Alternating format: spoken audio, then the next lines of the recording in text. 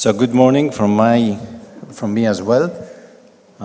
My name is Stavros. I'm Senior Policy Advisor in Fusion for Energy. I'd like to welcome you to this closing session. We have 3 parts. The first one, we will ask the moderators to provide some high-level key takeaways from the different sessions. Then we will have Director Marc Lachaise, who will try to make a quick synthesis of some of these high-level takeaways. Then we will ask Massimo Garribba to say a few words about the upcoming fusion strategy. And finally, Marc Lachaise will close the event. Thank you all very much for coming. And let's move. Here we are. So these are the 4 moderators. I'm stepping in for Jonathan Wareham. I'm not Jonathan Wareham, as you can see from the picture. So, and then I will call the other 3. So,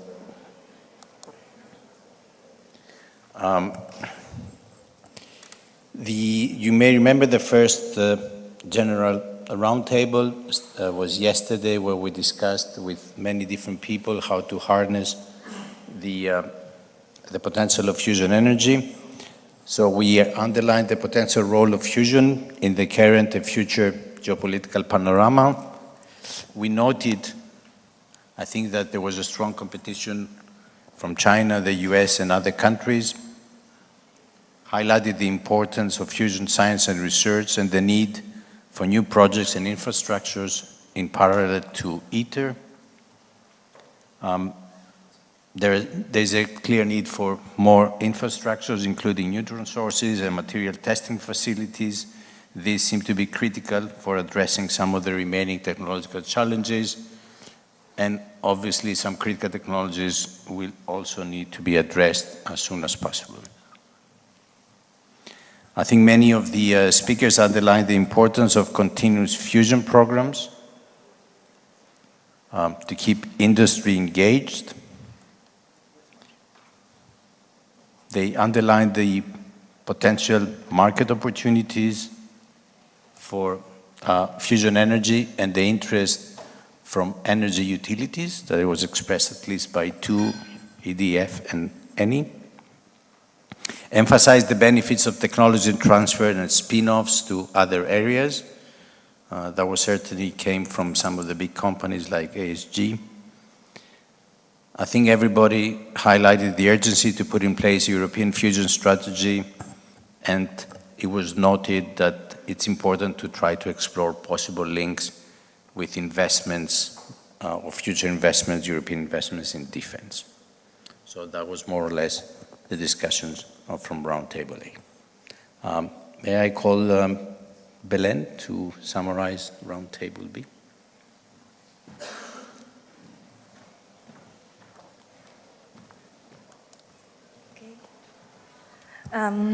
First of all, I want to thank F4E for organizing these 2 very intense but fruitful days. Our session was dedicated to analyze how to build the tomorrow's fusion industry. We had an intense but fruitful discussion. We were using also these Slido pools, and I want to thank the audience because the audience was very active on this. So these are the main takeaways. First, we were trying to make an assessment of the supply chain. While the supply chain is recognized as a key strength, there are concerns about losing the leadership and the feeling about that maybe the industry is not adequately prepared to meet the worldwide demand. Secondly, what we need. So we need a resilient, diverse, and scalable fusion supply chain. We were discussing about attracting skilled workforce and fostering technological synergies and cross-fertilization. We were also looking at the European strategy. It needs a comprehensive European strategy, including new facilities and projects That was highlighted by industry. We need projects along with a technology development program focusing on key enabling technologies and public-private partnerships schemes. All of these elements are important for driving innovation, investment, and the growth of the supply chain. And we were also discussing about key elements of the public-private partnerships. No? We have identified that we need, for sure, funding, trust, coordination, and credibility. So, fourth, regarding this European strategy, it should include targeted investment and an accelerated fusion roadmap. We were also discussing about how to engage companies in the fusion ecosystem, because this is crucial for achieving the technological leadership. We must attract companies willing to invest, co-sharing technological and commercial risks. We need to look at the business opportunities in that case and the demand, no? the market demand. And also we need to provide right regulations to facilitate this transition. Regarding SMEs, tailored support mechanisms and balanced return of investment are necessary. And also, we were looking at the major barriers, such as administrative burden and the lack of long-term cooperation schemes. Regarding all these fusion industry associations, it is a clear message that it is preferred to have a strong and unique voice. It is recommended to converge, no? to have a process to converge. And finally, we were also discussing about the role of F4E. F4E is regarded as one of the main assets, one of the pillars capable of significantly contributing to channel the public effort and accelerating the technological development.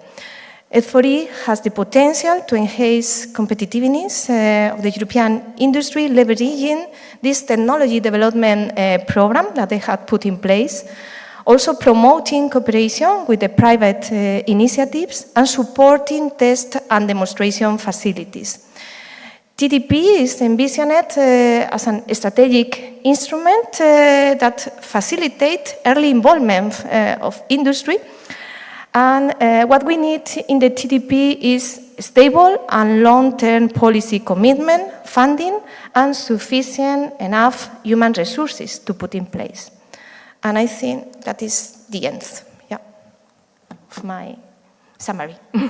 Thank you.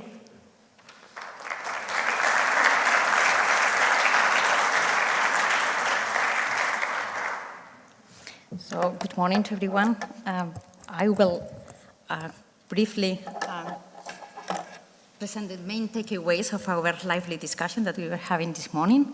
It has been really an honor and a pleasure for me to moderate this session, which it was composed by 6 panelists with a lot of experience both in technologies and skills, so it has been really very, very interesting. And a special thanks to the audience, which it was fully engaged and it has really contributed a lot. So I think it has been already mentioned by the previous. No need to say that Europe is well positioned to lead in fusion energy. We have the knowledge, we have the facilities, and also we have been learning during the debate that we have also the students, the academia. We are really well prepared. We acknowledge that there are significant technology gaps that remains beyond ITER, which is still very low level very low readiness level for crucial technologies, and for that substantial investments will be necessary to bridge the gaps and make fusion a reality. One of the main issues has been also different technologies at different levels, how we will integrate, how we will put together so that we will go to the common goal. It has been addressed the need of R&D and new facilities, where our future workforce will be trained, how we will put in place all the research that is being done. The identification of lack of fusion technology hubs. We need to develop technology hubs to drive innovation and really foster collaboration. This is the place where we will put together all the different needs that we have. It has been mentioned in different panels also, the need for a comprehensive strategy with a clear governance. We need a project, we know what it's been, but we need to know exactly who will steer, who will put together all the different stakeholders. It is clear that we need an educated, a trained workforce. So definitely we need to invest in that. We should invest and support the pooling of resources in higher education, using, it has been put in place, some of them like Erasmus Mundus, specific masters, but it has been also put that sometimes we only look at very high qualified engineers. We need engineers, yes. We need physicists, yes. But we need also mechanical engineers. We need people in public procurement. We need people in contracts. So we should not close the things. We need really to educate people to contribute to this project. It has been addressed the fact of building a strong reputation for fusion energy to attract talent. Fusion is a part that is really, still is considered for many of them still like a long-term project, science fiction. This will never happen. I cannot embark that. So how we can attract this new talent, these colleagues, which in fact we are competing for the same people. Why a young engineer will go to fusion and not to biotechnology? Well, I think we should promote that fusion is clean, is sustainable, is something that it will really attract new generation. This is on the part that we were working on, the highlight the opportunities for a meaningful professional career. It was one of the questions by the audience. Will you advise me to jump on fusion? Difficult for us to say, we are here. Yes, of course. You have a huge opportunity. You will initiate your career as a researcher, but immediately jump in the industry and implement and see concrete results. We need to also to break this narrative from always coming to lasting, long and high qualified professional careers. We need to call on these high-tech colleagues, those that they are looking on. This is something which it will be on high-tech, it's a breaking technology. It was a question for the audience on how much is AA. Of course, at the moment that you will say AA is in fusion, we will attract already 20% of the new generation. And it has been, as it has been spotted by many other sessions, we need an integrated approach, including all stakeholders from the very beginning. It has been very much, is the academy have to put, but how is the link with the industry? So we need to put into contact supply and demand. We need to have really targeted direction that we will be able to anticipate and foresight. And I would like to conclude on something that yesterday was mentioned many times. Draghi, Letta, I would like to go for another one, ATOR. I think for fusion, the AAA is very much needed. Align, act, and accelerate. And I will add maybe, I am not so arrogant to put another one on ATOR report, but maybe anticipate. So we need to foresight. We are talking now about shortages. We need to anticipate what we are going to need to make fusion a reality. And with this, I wanted to thank you, all of you, for being here, and especially the colleagues from Fusion for Energy for inviting me, and it has been really a pleasure.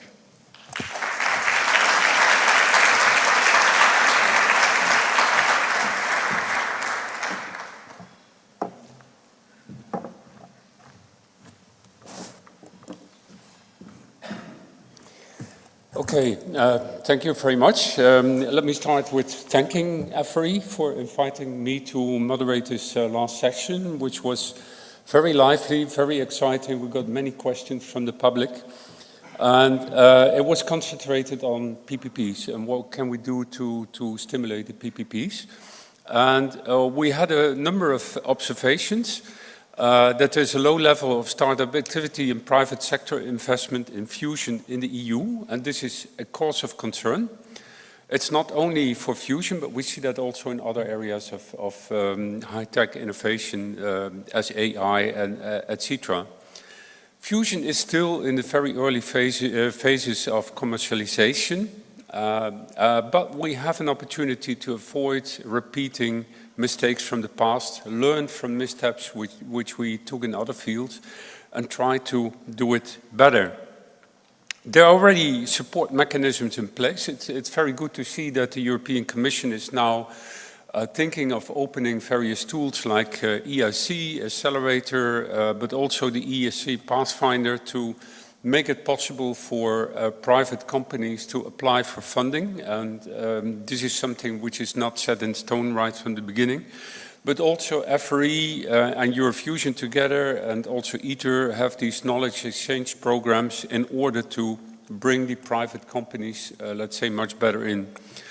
And then I would say the upcoming European strategy for fusion could play a decisive role here to enable the growth of private sector companies. And also there now there's this kind of investigation going where you can contribute. What I should mention here also, I am not sure whether it's on these slides, is that we noted that also the investments in the supply chain are becoming more and more attractive. And this is certainly one of the observations we made. Other point, we not only heard it this afternoon, but also yesterday, sorry, it's still in the morning, but industry must be involved in decision-making from the start, and we often hear that industry should be at the table in Brussels when new strategies are developed. Their input is essential, and we more and more rely on the industry because ultimately the fusion devices will be built by industry. But also a very important message that industry should act as a partner. It was very good to hear, let's say, at least one example from Thales, where you can see that the company is already investing quite a lot in order to be able to take a big share of the market in the future. So this is really the kind of developments which are very encouraging. The funding mechanisms must become more flexible and responsive. So Europe always has been working with this 5+2 year program. That's a very rigid program. So apart from the money which is going to ITER, this money which in the past always went to Eurofusion, and that's put in stone. I think Gianfranco here will agree with me that as a program manager, you basically are with the back to the wall, because if people come to you, I have a very interesting idea, I need money for that, then sorry, but I have a list of milestones and deliverables which I need to basically meet at the end of the program. I cannot put money in that. So in that sense, it's very good to see that although, let's say, the bad news for Eurofusion is this, the money taken away, but the good thing is that there will be tools which will be much more flexible, like EIC, there's the PPP program, so Go for Fusion.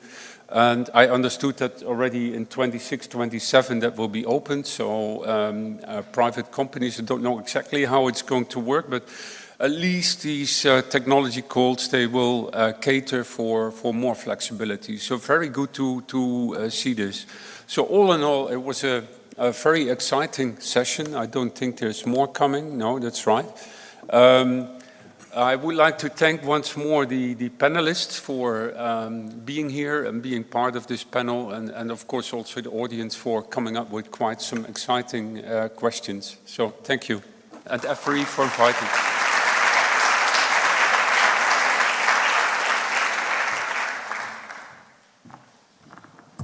Thank you, Tony, and a big thanks to all the moderators. Now I'd like to call Marc Lachaise, F4E Director, for the first synthesis of the takeaways.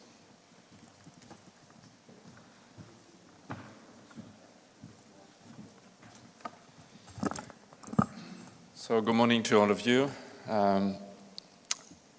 It's good to see a room which is as full as yesterday. I'm from the same place, which is always a good sign. I would like to welcome also officially the head of the Commission representation in Barcelona, Manuel Shapiro, which is a sign of interest also from his side, and thank you in your busy schedule to be here. I think it's getting difficult now to summarize the summary of the moderators. I would like just to share a few ideas. And first of all, the aim we had with the team when we thought about this event was to bet on participation and diversity. And I think you made this event a success by your participation, by the fact that we interacted with the room, by the fact we ran some surveys, and also by the diversity. I think it's one of the first time I see the type of panel we saw before, with people coming from the bank industry, nuclear startups in fusion. And I think this is the type of diversity I hope it's useful for you also when you come back to your different organization. I enjoyed as well, and I think we can do more on this standpoint, listening people not from our sector. I think what presented Maria Fori about the French nuclear industry, what we heard from the CERN in one of the panels, what we heard from MESA are very useful. And we must keep learning from others, doing things maybe similar, but also very different. But I think learning from others is key. I will mention as well that we should not forget that we're not alone. I mean, as Europe, we have, I would say, competitors. So I think we should keep an eye also what's going on in other different parts of the planet, because whatever strategy we're making, need to make sure that compared to the others, we keep a competitive advantage for Europe. What I take from the discussion might seem obvious, but I think it's good to remind, and it's good to let people know outside of this room, outside of the fusion community, that I think we align. I think we align that Europe is ready to play its share. I noted we align that the European contribution to ITER has a significant impact on what we do and on the credibility we try to build. I think we align that there is a European industry ready for fusion, still very diverse, maybe not fully organized, but there is a beginning, clearly, of a story which has been built for years now. I think we all agree, and it was reflected in the feedback from the panelists, that we must invest technologies and skills. And we all agree that there is something to crack. And this is, I'm at the limit of my understanding of the situation and clearly my remit, but we need to crack something about private sector and engagement. So if I have to, maybe to add a few points very practically, now, what for me would be a way to summarize all the key items that we can follow in the next month and in next year. I was a bit surprised of one of the survey about what seemed a bit of lack of confidence now in our supply chain. I trust the European industry.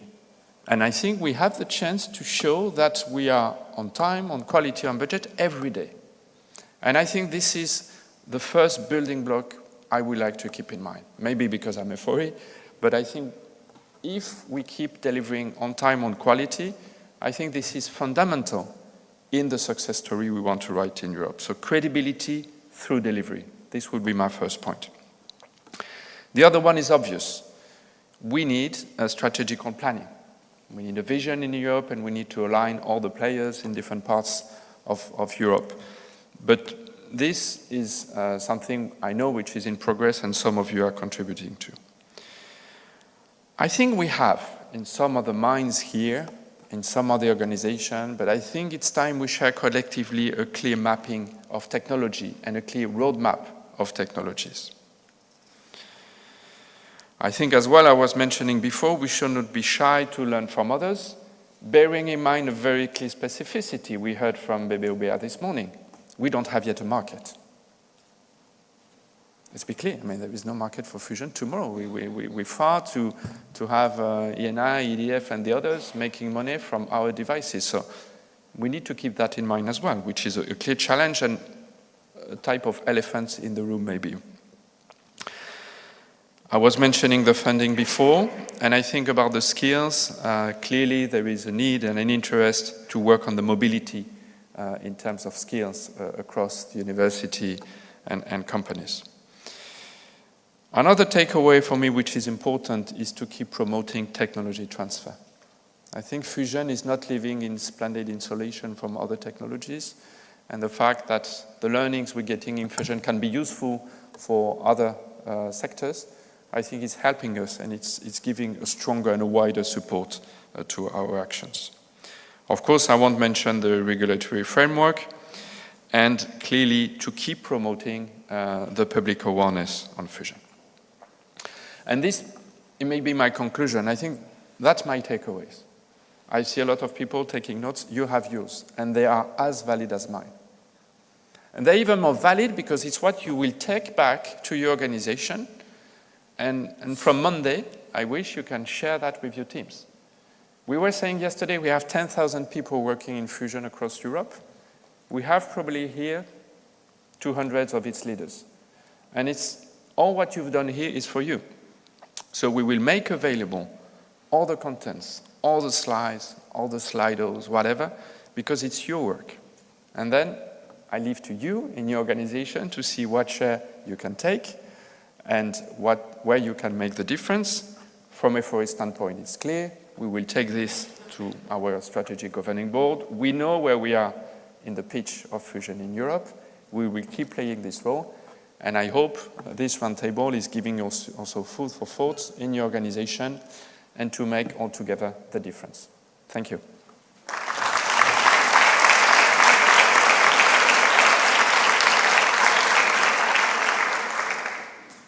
And I will ask Massimo Garribba if he wants to share as well his conclusion before the end of this meeting. Thank you.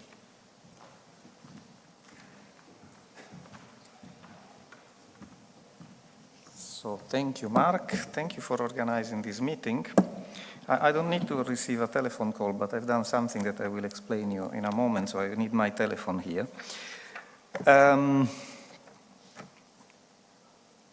It's been very rich, these 24 hours of discussion, and I think that I can feel that the sense of purpose has been also quite shared. What is the sense of purpose? I mean, for me, the objective is clear.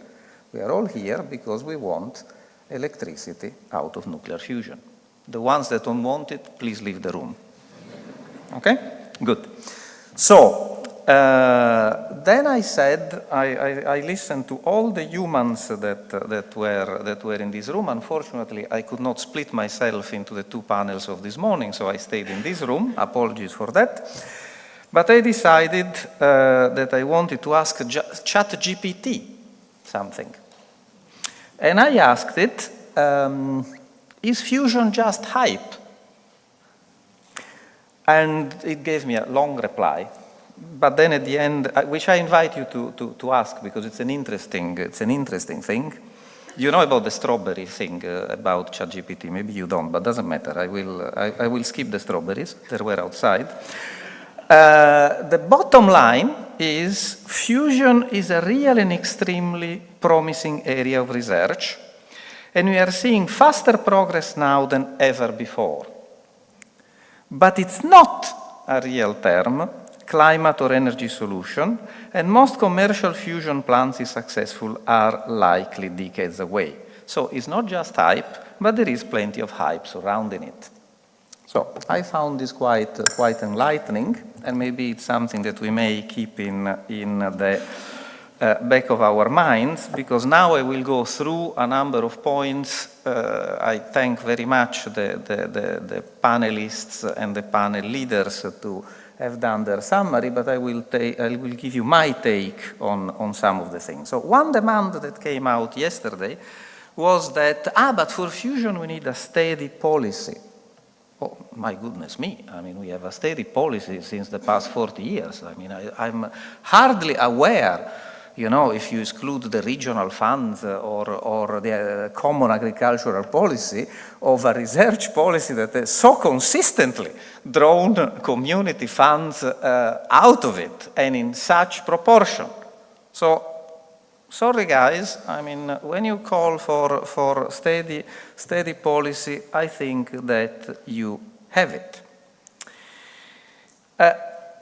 What there is not, though, is that because of all this money and because of all the people that have always been saying, you know, it will be in the next 20 years, 30 years, and so on, there is not political visibility.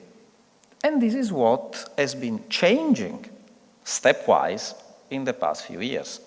Now, you know, I was talking to somebody the other day from the Financial Times, and she was telling me, can you tell me something on fusion? It sells very well in all our articles.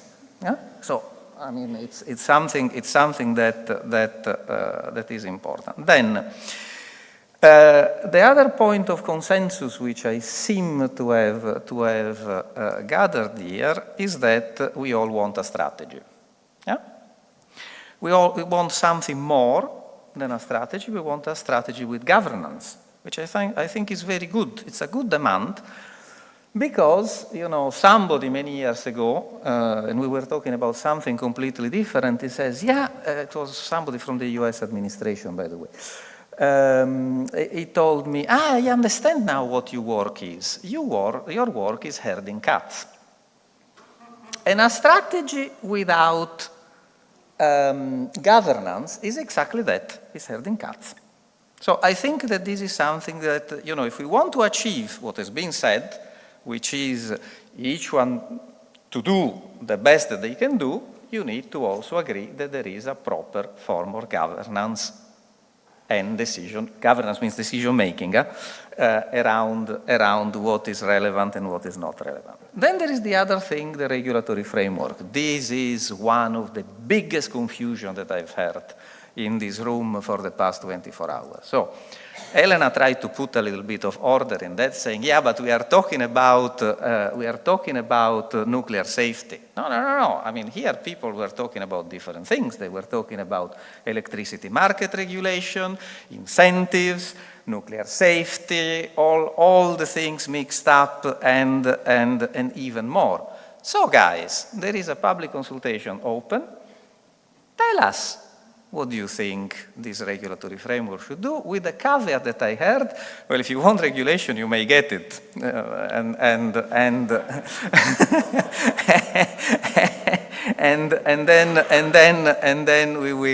then we will see about it.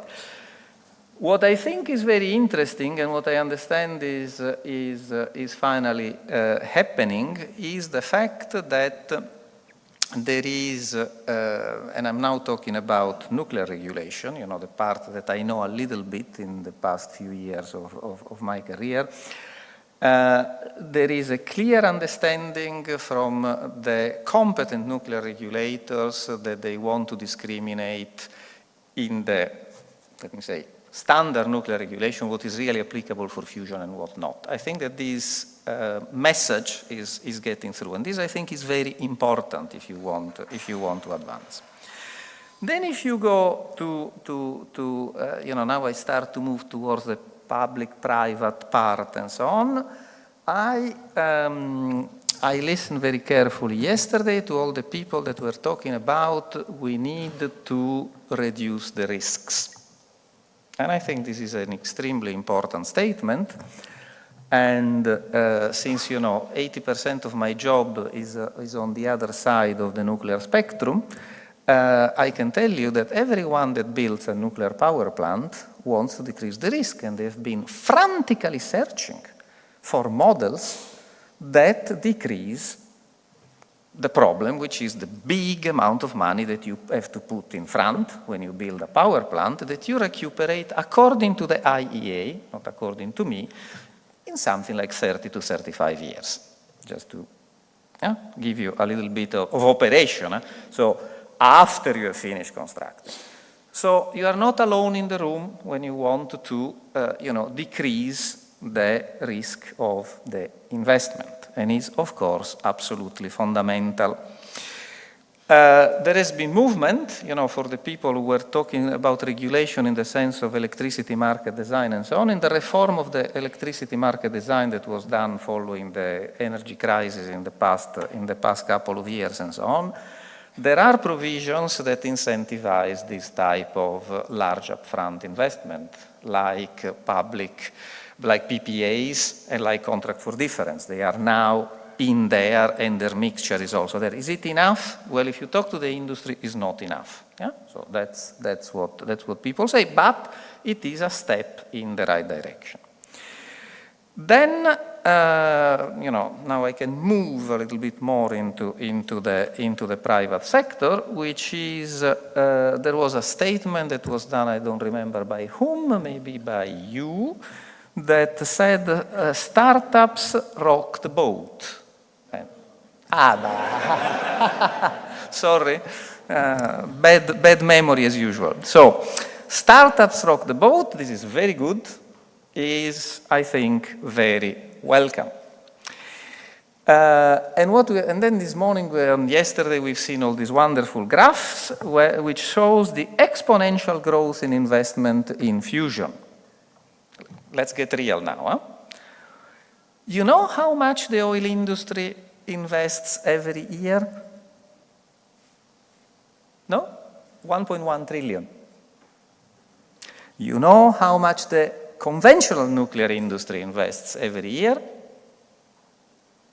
Is estimated between 60 and 120 billion. So, we are between 1 and 2 orders of magnitudes away. Yeah? For those of you who are physicists and so on. Yeah? So this is where we are.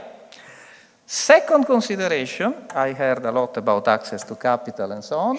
Let me remind you, and I thank David for the very illustrative picture that he put forward and so on, that the problem of access to capital, of course, is completely horizontal. It's not a problem of fusion. Not at all. Yeah? The first time I occupied myself of access to capital and venture capital for European industry and so on, I can tell you it was in 1998, previous millennium, when I was working in a completely different field. There was a certain hype those days as well. So this is why am I saying this? To say, again, you are not alone in the room. So don't think that fusion is so absolutely different from everything else and so on and so forth. The problems are the same, and they are structural.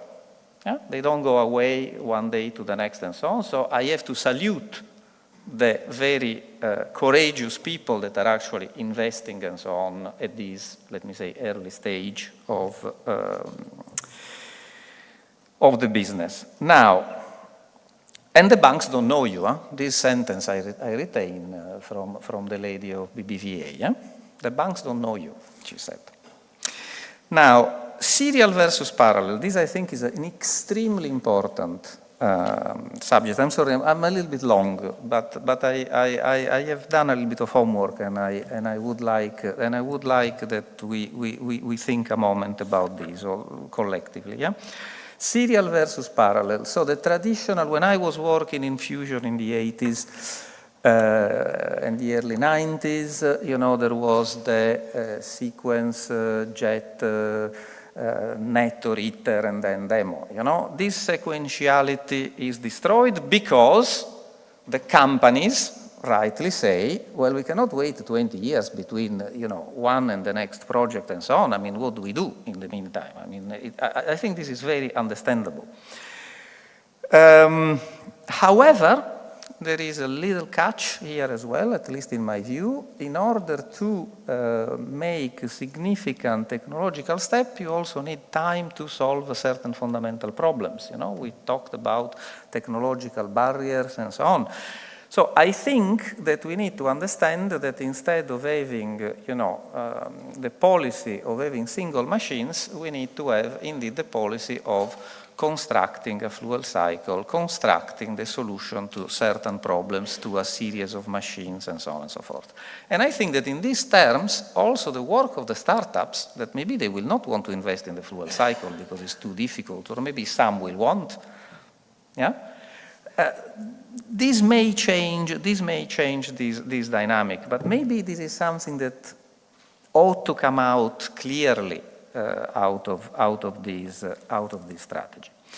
Then there is this question of the public funding, because I think that there is different perception about public and private partnership, but I don't want to say very much about that. I will stick to my role, which is clearly the one of financing ITER. And the reflection about the financing of ITER and linking it to the community budget is a complicated thing, because it's probably one of the very exceptions of a project that goes through several financial periods. The Commission works in a different way. The Commission does an agricultural program for 7 years, X years, and so on, concludes the program, and then it moves on with another program. And this is not the case. This is a commitment that brings you over and over and over again with a obligation, reverted commas, to continue financing this and that. It's a very atypical thing. I can promise you that the effort to make certain people inside the House, I see Manuel smiling, certain people inside the House to understand this is a problem. So the question is the EU budget the right mechanism of supporting fusion? It's a question that one needs to have in the back of its mind.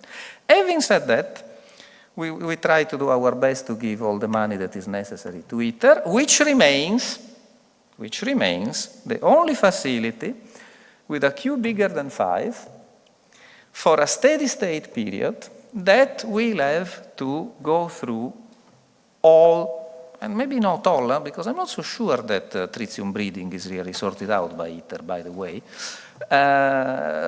go through all the issues that remain in terms of first wall materials and all these kind of things. So I think this remains, and of course there is also a big risk of competition. You know, if I have a startup that pays me 10 times more, why should I work for Fusion for Energy? I go to the startup. Huh? I mean, if I'm 25, this is what I would do. I mean, I'm 61, so I mean, I don't do it, but I mean, that's different.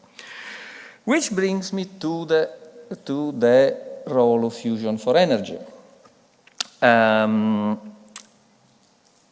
I heard lots of praise, so many of you must have been paid by Fusion for Energy to say fantastic things about that. I mean, this is clearly. But jokes apart, this is good to hear. Yeah, this is good to hear. And I also heard that some of your contracts are tough. Make them tougher.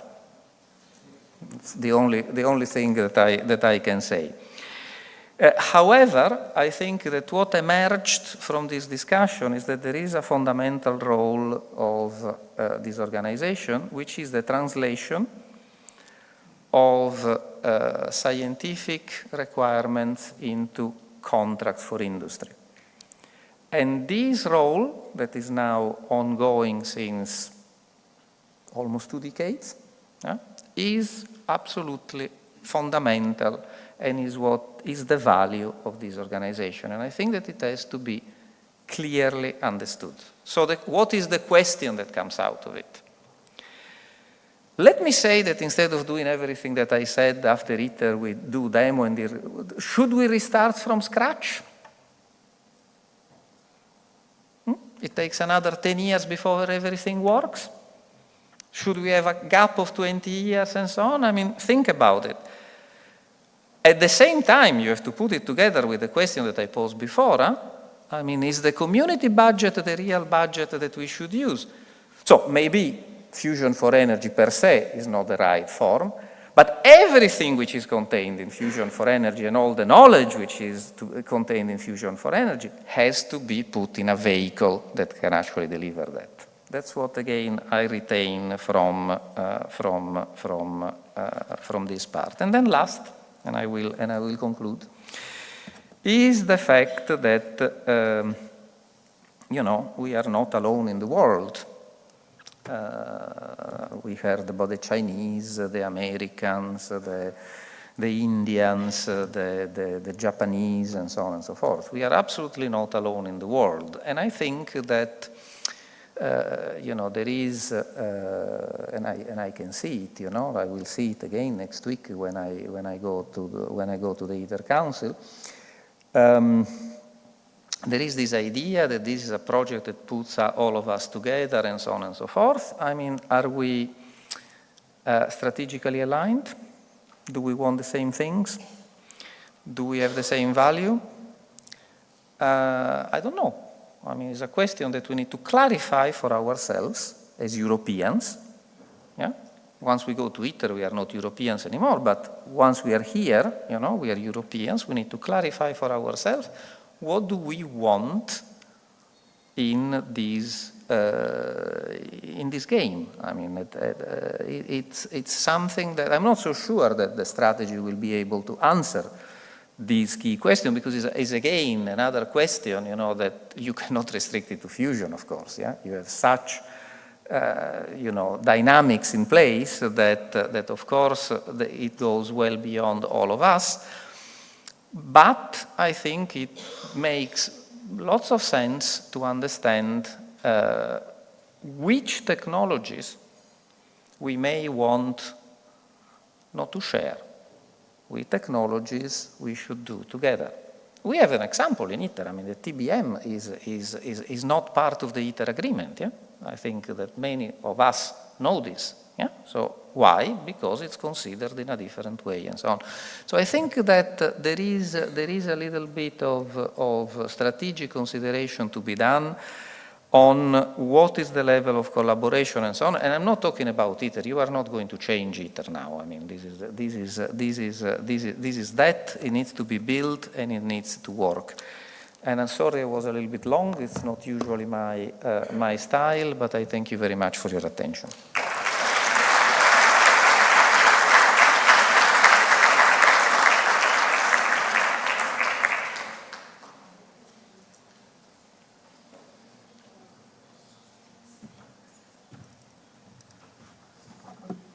Can I use this one? Because now it's time to conclude, really. I would like to ask all of you to give a big round of applause for the team who organized this event. A lot of effort.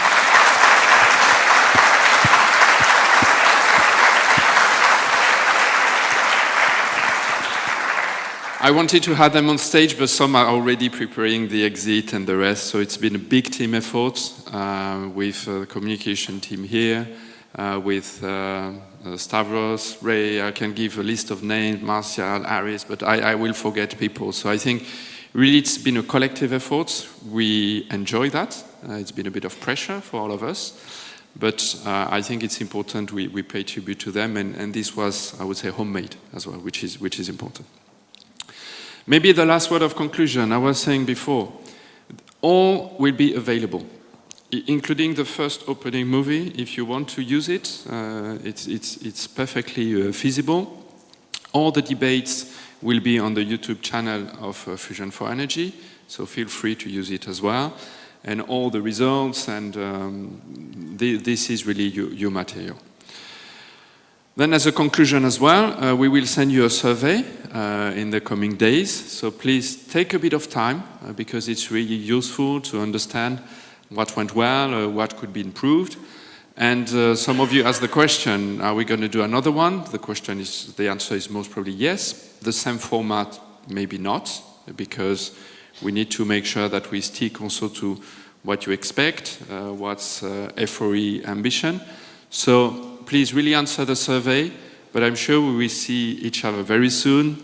Some of you in some factories, others on ITER sites. You're always welcome in Barcelona premises. I meet people in Brussels. I think we're all in Europe, and I really wish you a safe come back home in this Friday afternoon. Thank you, really. Thank you really much.